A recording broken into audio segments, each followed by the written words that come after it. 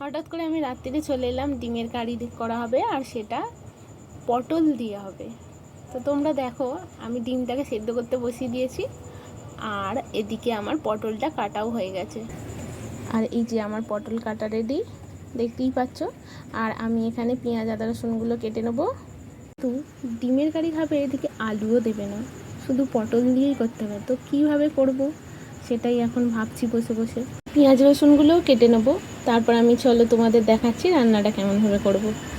সত্যি আমি হয়তো সবার মতো অত গুছিয়ে ভালো করে কথা বলতে পারি না, কিন্তু যতটুকু পারি চেষ্টা করি তোমাদের সবাইকে দেখানো। দেখো আমি কড়াইতে এবারে তেল দিয়ে কিছুটা নুন দিয়ে দিলাম আর পটলে নুন হলুদ মাখানোর জন্য রেখে দিলাম। এরপর আমি পেঁয়াজ কিছু কুচি করে নিলাম, রসুনও কুচি করে নিলাম আর টমেটো কুচি আর কাঁচা লঙ্কা গুঁড়ো হলুদ গুঁড়ো নিয়ে নিয়েছি। এবার আমি কড়াইতে একটু নুন দিয়েছি আর তেলটা গরম হতে দিয়েছি। আর এরপরে ডিমগুলো দিয়ে অল্প অল্প করে ভাজতে থাকবো।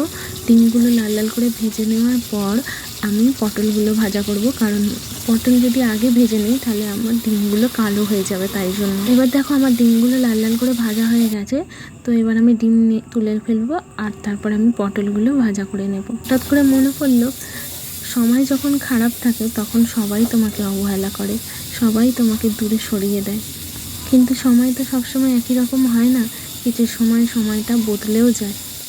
এবার আমি মশলাটা কষিয়ে নিয়েছি, পেঁয়াজ রসুন লঙ্কা আর লঙ্কা গুঁড়ো হলুদ গুঁড়ো দিয়ে মশলাটাকে ভালো করে কষিয়ে একটু জল দিয়ে ভাপিয়ে নিয়েছি। এরপর আমি এর মধ্যে ভাজা ডিম আর ভাজা পটলটা দিয়ে কিছুক্ষণ কষাবো, একটু অল্প অল্প করে জল দিয়ে। তো দেখো তোমরা, আমি অল্প অল্প করে জল দিয়ে কষানোর পরে মশলাটা এমন হয়েছে।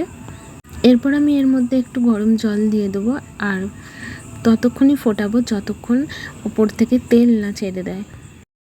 কিছু কিছু মানুষ বলে যে আমি হয়তো কিছুই পারি না, আর আমার সব কাজগুলো যেগুলো বেকার কাজ। তো আমি যেই কাজগুলো পারি তোমাদের সাথে শেয়ার করি। আমি হয়তো ভালো করে ঠিক করে তোমাদের বুঝিয়ে বলতেও পারি না। তো এটা হলো আমার ডিমের কারির ফাইনাল লুক। তোমাদের যদি ভালো লেগে থাকে তো লাইক অ্যান্ড সাবস্ক্রাইব করে দিও। Thank you.